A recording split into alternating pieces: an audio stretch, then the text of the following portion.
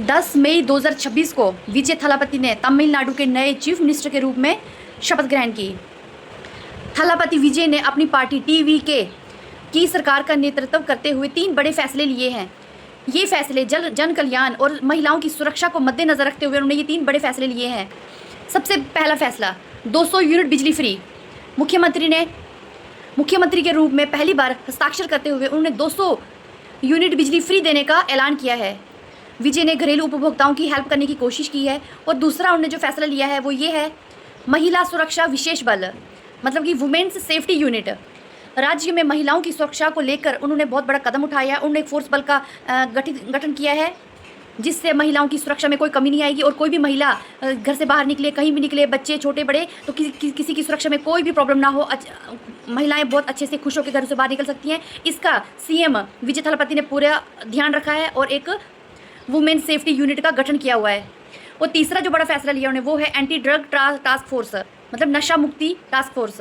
राज्य में नशीली दवाओं की समस्याओं से निपटने के लिए उन्होंने एक फोर्स बल तैयार किया है जिससे अब जितने भी लोग जो नशा करते हैं उन सबको मुक्ति दिलाने की घोषणा की हुई है। अब वो पूरी हेल्प करेंगे कि जो युवा पीढ़ी है या और भी जो लोग नशा करते हैं उससे मुक्ति मिले। और इसके लिए उन्हें एक नया टास्क फोर्स जो है वो एंटी ड्रग टास्क फोर्स जो उसका गठन किया हुआ है, अब एक टीम बनाई जाएगी, वो ध्यान रखेगी इन सब बातों का। तो विजय थालापति ने जैसे सीएम बने उन्होंने उसके बाद ये 3 बड़े फैसले लिए हैं। ये फैसले जनता पर किस तरह आएंगे, उन्होंने जनता का भरोसा जीता है, जनता उन पर बहुत विश्वास करती है। अब आने वाले वक्त में ये पता चलेगा कि जनता उन पर जो विश्वास करी है, क्या विजय थालापति उस विश्वास के काबिल हैं। शपथ ग्रहण करने के तुरंत बाद विजय थालापति जो है वो एक्शन मोड में दिखे। उन्होंने 3 बड़े फैसले लिए हैं, एक्शन मोड में दिखा। उनका एक्शन मोड कहाँ तक काम करता है, कहाँ तक नहीं काम करता है, लेकिन उन्होंने बिजली उपभोक्ताओं को बहुत बड़ी जो है वो राहत प्रदान की है। ड्रग्स से निपटने के लिए स्पेशल टास्क फोर्स का ऐलान किया उन्होंने। विजय के मंत्रिमंडल में युवा और अनुभवी नेताओं का मिश्रण देखने को मिला।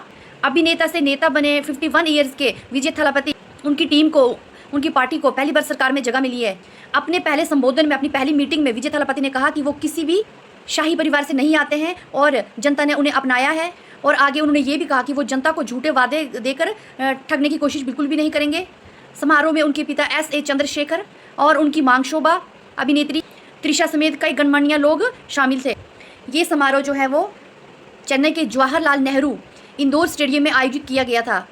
विजय थालापति ने आगे कहा कि वो किसी बड़े परिवार से, शाही परिवार से नहीं आते हैं। वो उनका बैकग्राउंड क्या है, वो पहले क्या थे, उससे कोई उनको मतलब नहीं है, लेकिन आगे वो जनता के साथ रहेंगे, जनता की सपोर्ट में रहेंगे और जनता का विश्वास जीतने की कोशिश करेंगे। वो किसी भी जनता को, किसी को भी झूठे वादे नहीं करेंगे। झूठे वादे पर वो अपनी सरकार नहीं चलाना चाहते हैं। जो भी करेंगे दिल से करेंगे, हर काम करेंगे वो तो जनता के हित में करेंगे, महिलाओं के लिए करेंगे, बेरोजगारी को खत्म करने की कोशिश करेंगे, बदलाव लाने की कोशिश करेंगे, भ्रष्टाचार को खत्म करेंगे। इन सब मुद्दों पर वो काम करेंगे और जनता उन्हें कितना साथ देती है, कितना नहीं साथ देती है, वो आने वाले टाइम पे पता चलेगा।